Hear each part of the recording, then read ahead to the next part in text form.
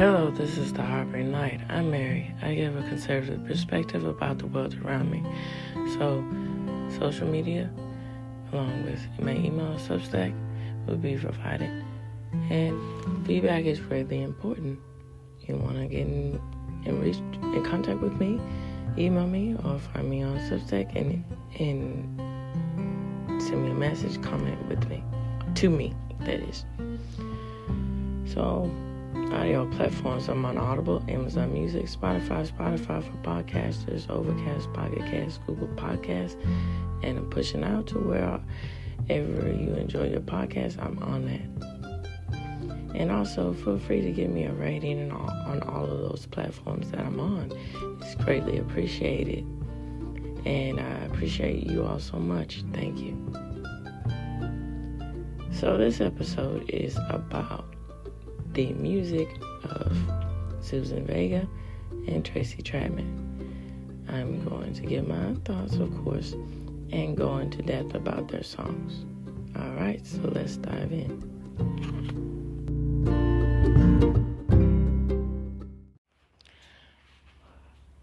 When I first heard music by Suzanne Vega and Tracy Chapman, it was one of those things where you hear, when you're a kid, most of the things go over your head, but you notice the things that are real to you, that you get, that you understand. And okay, baby. And when Suzanne Vega, when she had talked about the song Luca, that was very instrumental and very important for her to do something like that, because it's an unfortunate reality that particularly child abuse happens. And the way in the fact that she presented the details in the song, where she says hearing the noise upstairs, like a struggle, a fight, and that's really, it's impactful, but it's very emotionally tied at the same time, because that links to the perspective of the other people that are hearing this, that don't know what to do or I don't know how to make of this, hearing things like this, and trying to give it the benefit of the doubt, but after a pattern and over time realizing the reality of the situation and trying to figure out what to do about it, and all these kind of things that are left into the interpretation, I think, of the song. And then going in to the aspect of Tracy Chapman with Fast Car. That's one of those things, it's just, when you are making your way in the world, especially in your 20s, and as you get older, it brings a lot of sense and depth to the situation of that choices really do shape the way that you live your life. And so the fact that she, yeah, baby, come here, baby girl. I know. Excuse me, about my baby and the little bit of noise. Okay, so. No, not right now, baby, okay? So, when you get into that, it's one of those things that it's a marker of of coming to terms with the reality of the situation of everything, for the most part, that has a choice. And then within the choices that you make, it marks down the type of person that you become. And it also shows the mark of who you are in your integrity. And that's really something to say and dig deep within that. And then I think that's also the telling thing too, again, going back to the 90s. So in the 90s, I was privileged to be a child then. And then it was just so many different songs that were tapping into the reality of things that people face and things that people think about. And it was a part of the main conscience at that time. And it was very interesting because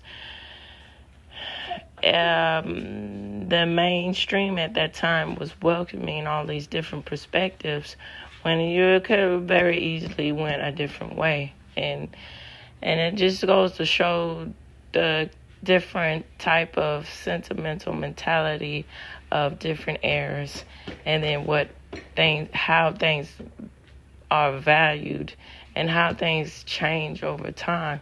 And then I think it's a marker to reevaluate and to think about things of what we value now in society and to reflect on that. And I mean, I don't peg myself to have that kind of old man mentality, so to speak, shaking your fist at the clouds like, I wish this. No, it's just one of those things where, when people rally together and they stick to their guns and they stick to the principles and they know that things lie where they may, things will change in time. And then the whole thing with the issues and the problems that we're facing today, in time it'll get better. And it's just it songs like this and times like this and periods like this, it helps to reflect that things can have back to a sort of sense of where we can have a mainstream sense of speaking on things, speaking on terms of being the reality of the situation of what we face as humans, and not letting the undesirable speak for all of us. And then some people say that, hey, this was just a beast that of its own device, which means that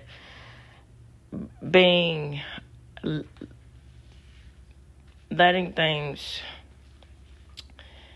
live and let live and these kind of things, and letting all these things come to the surface, it unfolds into what we see today. It's just, I think it's just a balance to everything.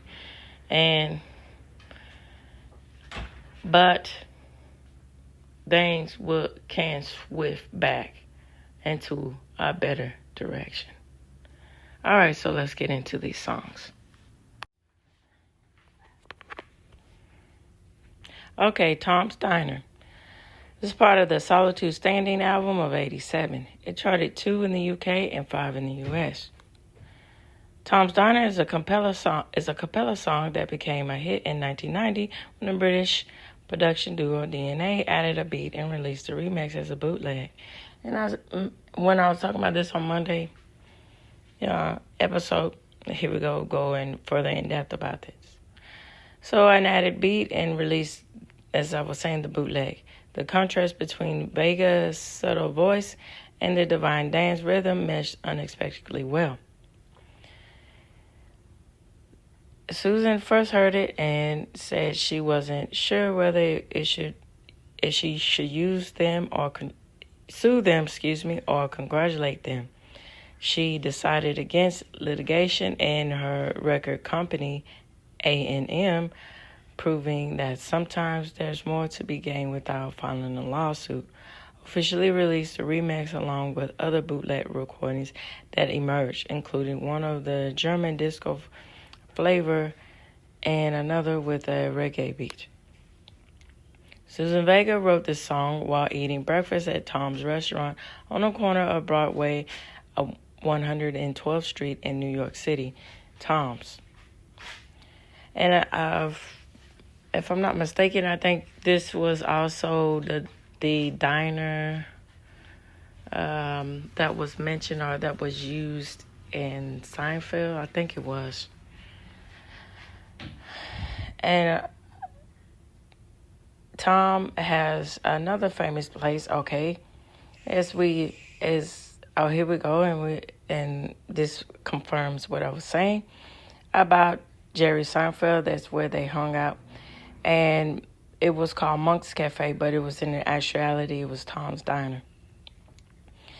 Well, it was cropped out, so the exterior sign just said restaurant, and the interior shots were done with TV magic on the soundstage. And then to add on to that, Suzanne Vega, she was interviewed some years ago, and then the interviewer was asking her about Tom's Diner, and then what was her inspiration. And she said at that time she would observe people, and then there's a power in being observant and being aware of your surroundings. And so she would just be very observant about her surroundings, and she noticed things, and then it gave her creativity into songwriting, and then wondering about the everyday task of people and things like that. The song has been sampled many times by other artists, including Tupac for the track Dope Fiend's Diner, Aaliyah on her single Hot Like Fire, and Drake cut title Juice, and Dave Guetta on his tune Let It Be Me.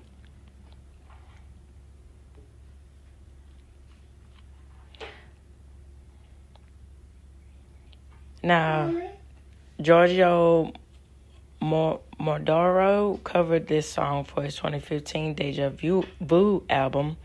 His version features vocals by Britney Spears. The song doesn't have a big range and added a bridge and some instrumental stuff. The EDM Godfather told Billboard magazine, Britney sounds so good you'd hardly recognize her. When German engineers were developing the MP3 file format, they used the song to test their creations, checking for flaws of fidelity. They picked a cappella tune because they were particularly concerned about degrading the human voice. Fall Out Boy sampled this song and used various elements on it on their 2014 hit Centuries.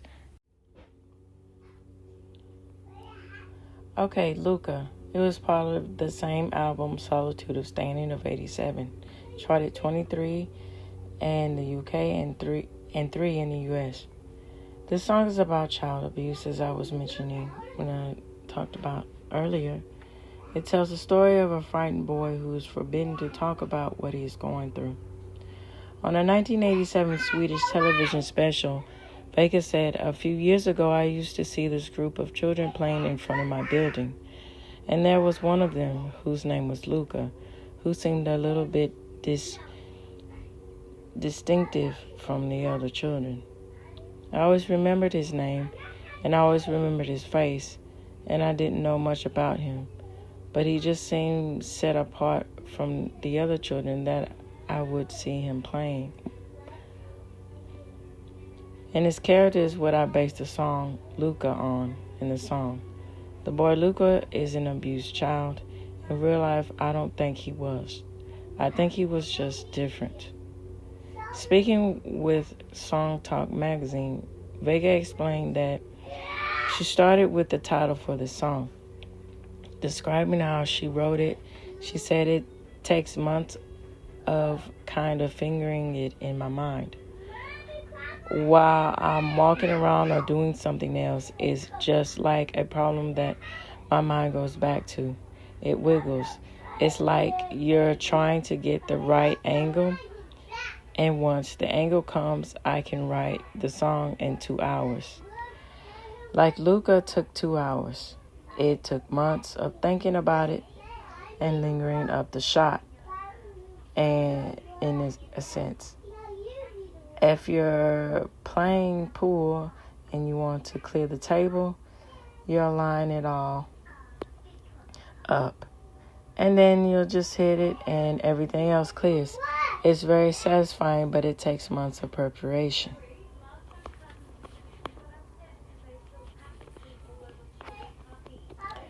Okay, so let's go on to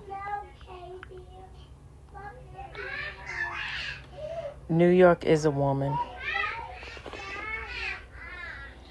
So New York is a Woman was a part of the Beauty and Crime 2007 album. Vega characterized the song as New York's personification as a woman who has a hard time but is still beautiful. The story is told from the perspective of a tourist who falls in love with the city, but she doesn't love him back. Many of the songs on Beauty and Crime were inspired by New York City. Vega is from New York and got the idea from, as I mentioned on Monday, she was raised in the Harlem side of New York. Was asked to comment on the events of September 11th of 2001.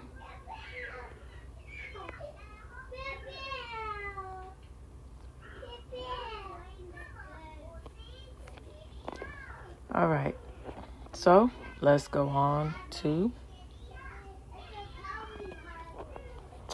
Tracy Chapman.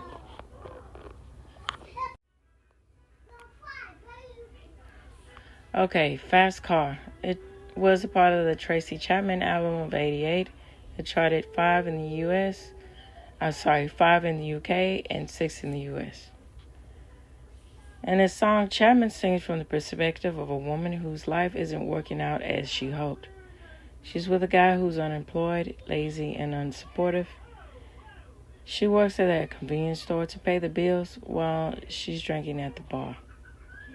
And you could see all of this is looped in and how this is a universal aspect that everyone can relate to. And that's, as I had said many times before, the special power within music. In the chorus, we hear why she's with him. Long ago, he made her feel like she belonged, like they could have a fulfilling and exciting life together. Riding his fast car, his arm around her shoulders, all right. Speaking with Q Magazine, Chapman said it's not really about a car at all. Basically, it's about a relationship that doesn't work out because it's starting from the wrong place. In a BBC radio series, Striking a Chord, Chapman talked about the meaning of fast car. It goes as stated. It's very general representation, the world that I saw when I was growing up, and Cleveland, Ohio, coming from a working class background, being raised by a single mom, and being in a community of people who were struggling, she said. Everyone was working hard and hoping that things would get better. It wasn't directly autobiographical, she continued. I never had a fast car. It's a story about a couple and how they are trying to make a life together and they face various challenges. Fast Car was Tracy Chapman's first single, An unlikely hit, summer songs from unknown artists usually have a very limited reach. She was signed to a major label, Elektra Records, which released both the song and her self-titled album in April of '88 and booked her as an opening act for 10,000 Maniacs. She gradually built a following, and in early June, Fast Car entered the charts in both the U.S. and the U.K. The catalyst came on June 11, '88, when Chapman was on the bill at the Nelson Mandela birthday concert, as I mentioned on Monday, at Wimbledon Stadium, along with big names like Whitney Houston, Peter Gabriel, and Jackson Browne. She did a 3-song set in that afternoon that included Talking About a Revolution, but not Fast Car. She thought she'd do a bit and could relax and enjoy the rest of the concert. But as the show stretched into the evening, Stevie Wonder was delayed when the computer disk from his performance went missing, and Chapman was ushered back on stage again. In front of a huge primetime audience, she performed Fast Car, along with her acoustic guitar, awing the crowd and building quite a buzz. The song raced up to the charts on both sides of the Atlantic, landing 5 in the UK only on July 16th and number 6 in America on August 27th. In the U.S., her album also hit number 1 on that date.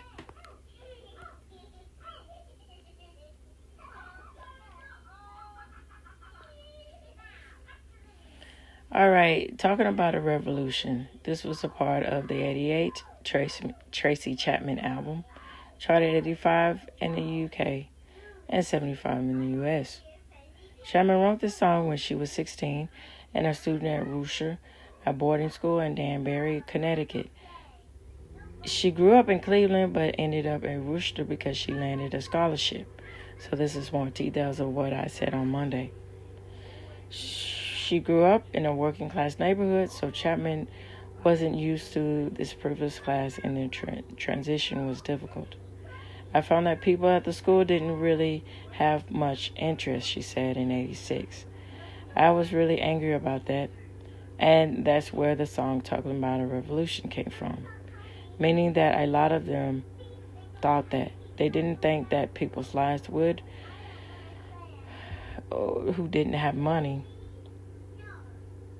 or who were working class, their lives were very significant, and they also somehow couldn't make a change. But I feel that's where make a change can come. But I feel that it's people are where, let me start over. So she feels that you can make a change, but she also feels that where the change comes from, that's where people are in most need.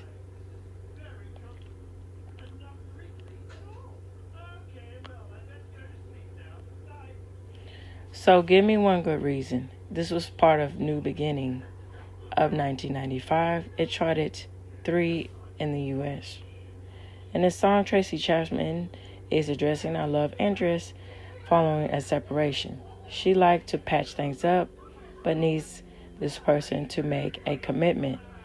It gives her just one reason to stay.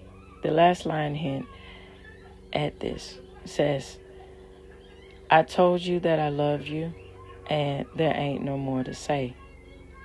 Chapman rarely does interviews, and when she does, she loathes to explain her song. But in 2005, she did a conversation with Music Performance where she told the story behind Give Me One Good Reason, as reported by the Sydney Morning Herald. This is autobiographical. She said before performing this song, I left it on someone's answering machine, and it worked. I wrote it late one night, hanging out with my dog, Minnie. I'm not quite, Dashand, A mini dog. I'm not quite sure the pronunciation for that, but the dog is Minnie.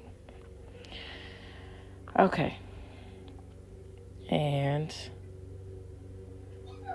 let's me end with this song of 2008. I Did It All. It was part of the album Our Bright Future. Hold on, baby, just a minute. Tracy Chapman told The Guardian of October 30th, 2008 about the song Washed Up Protagonist. I imagined her in a smoky club and she's stumbling around trying to tell anyone who's listening about what she thinks of her glorious past. She walks around most of the day in some kind of tattered hems. Her hair is done, but it's a little loose. Makeup, but slightly smudged lipstick. Chapman denied to The Guardian that this song is about the little-known side of herself and added, someone asked what I was arrested for because they picked me up on they read me the rights line in the song, but I was not in jail.